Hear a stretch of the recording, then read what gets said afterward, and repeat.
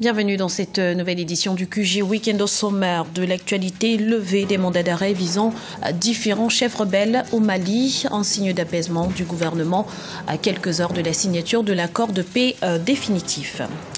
C'est un fait courant, le ramadan pousse à la hausse les prix des produits de grande consommation. C'est notamment le cas en Libye, gros plan dans ce journal. Et puis vers la fin de la pénurie de carburant au Nigeria, les 4 raffineries du pays qui sont à l'arrêt depuis 2 ans vont reprendre leurs activités le mois prochain. Mais tout d'abord, les demandes d'un report de l'élection présidentielle se multiplient en Côte d'Ivoire après la coalition nationale pour le changement qui a appelé au boycott du processus électoral. Danielle Boni-Clavry, ancienne ministre de Laurent Gbagbo, s'est elle aussi prononcée en faveur d'un report du scrutin, dénonçant les conditions d'un processus électoral propice, selon elle, à des fraudes que les institutions électorales ne pourront empêcher. C'est un geste d'apaisement pour concrétiser la signature de l'accord de paix prévu ce samedi. Les autorités maliennes ont levé les mandats d'arrêt visant à différents chefs rebelles. Les groupes armés pro-gouvernementaux se sont parallèlement engagés à évacuer la ville de Ménaka. Le point tout de suite avec Ibarat Ndiaye. L'échéance du 20 juin canalise tous les espoirs au Mali. Pour montrer sa bonne volonté d'apaisement et de paix durable, le gouvernement malien a levé les mandats d'arrêt visant différents chefs rebelles. Au même moment, le Gati, le groupe d'autodéfense Touareg, Imgad et alliés, une milice pro-gouvernementale tente elle aussi de montrer sa bonne volonté et a décidé de quitter la ville de Ménaka vendredi 19 juin. Toutefois, la décision des autorités maliennes de lever les mandats d'arrêt des chefs rebelles divise du côté de Bamako et pas seulement. Par rapport à la levée des mandats d'arrêt, il faut dire qu'on ne peut pas construire quelque chose de durable dans l'impunité, en encourageant l'impunité. Il n'est pas normal que le gouvernement de la République du Mali lève des mandats d'arrêt contre des gens qui ont du sang sur les mains. On ne doit pas libérer des criminels dans la rue. La justice, au nom de la politique, au nom de la réconciliation de la paix, on ne doit pas libérer des gens qui ont les mains souillées, pour ne pas dire qui ont le bout du turban ensanglanté. Ça, c'est un signal que la communauté internationale ne va pas comprendre, que le président public malien ne veut pas comprendre, que les parents des victimes de ces exactions-là ne vont pas comprendre. Je crois que le gouvernement a bouché trop loin le bouchon et ça, c'est inadmissible et inacceptable par rapport à la levée des mandats. Depuis le début du conflit dans le nord du Mali, les négociations entre les autorités et les mouvements armés sont en dents de scie. Les espoirs d'un accord se sont souvent transformés en échec. La rue malienne est partagée entre espoir et méfiance. Quant à la probable signature des accords, est-ce qu'il faut croire à ces gens après moult reports, moult rétractions, après moult exigences, après moult revirements? Est-ce qu'on a encore confiance? Signer ou pas signer? Je crois que nous sommes dans un processus de longue haleine. Et le pouvoir ne doit pas tout faire pour sauver sa tête. Il faut sauver le Mali, sauver le peuple malien, sauver les victimes et sauver la paix, la justice. Ça s'est fait dans la justice et la démocratie. Un soulagement à la clé, c'est ce qui attend la ville de Ménaka lorsque les groupes armés pro-gouvernementaux auront signé les accords de paix de ce samedi 20 juin à Bamako. Une joie qui sera partagée par tout le peuple malien si le rêve d'un accord de paix devient une réalité ce 20 juin 2015. Au Burundi, le gouvernement se veut rassurant dans un communiqué rendu public. Ce vendredi, le ministère de la Défense affirme que les élections se tiendront dans un climat apaisé, une déclaration qui tranche avec l'inquiétude de la communauté internationale qui craint de voir le pays basculer dans un nouveau cycle de violence en raison des contestations contre un 3e mandat du président Pierre Nkurunziza.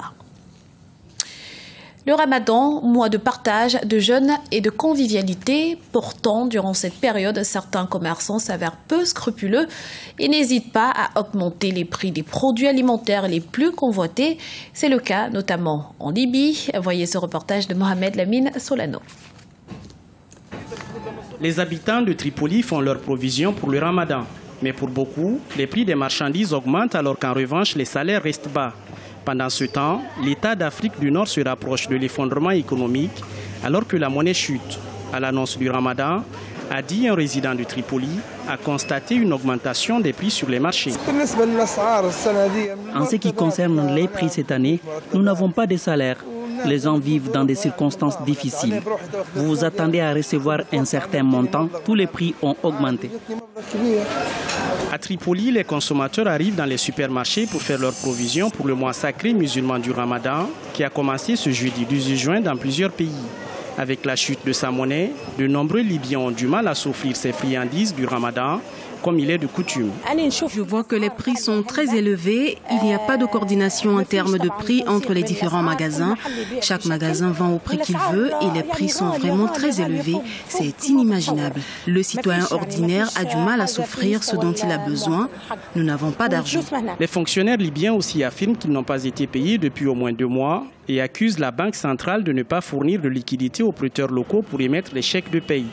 Beaucoup se sont plaints de n'avoir pas reçu leur salaire. L'économie est frappée de 2 côtés. D'un côté, le dinar qui, depuis janvier, a perdu 35% de sa valeur par rapport au dollar. De l'autre, il y a la production pétrolière qui a chuté à 400 000 barils par jour, soit un quart de ce qui était le cas avant un soulèvement à l'origine du renversement de Muammar Kadhafi en 2011.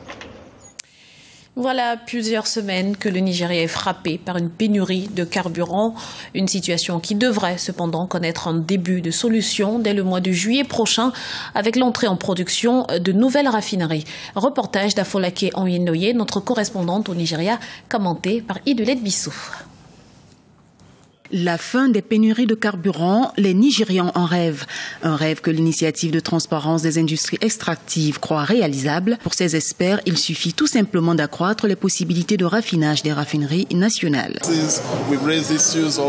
Nous avons soulevé des questions des 445 000 barils donnés aux raffineries.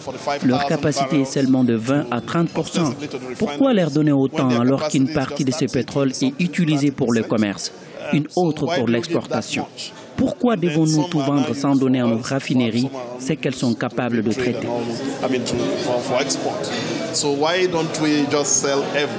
Ces conclusions sont contenues dans un rapport rendu public le 15 juin à Abuja. L'initiative de transparence des industries extractives aborde aussi la controverse des subventions au carburant.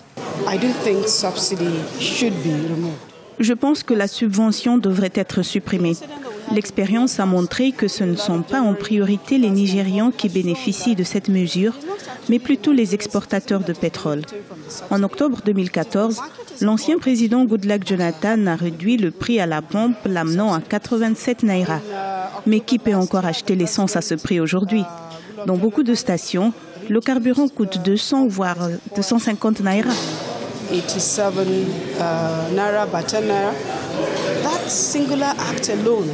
L'initiative de transparence des industries extractives livre ses conclusions à peine un mois après la dernière crise du pétrole au Nigeria, une crise due à la persistance des exportateurs à réclamer du gouvernement fédéral le paiement de la dette de la subvention du pétrole, une dette qu'ils estimaient à plus de 200 milliards de naira. C'était le journal de la rédaction. Nous vous remercions pour votre fidélité. Retrouvez dans un instant une nouvelle édition de l'information sur Africa 24.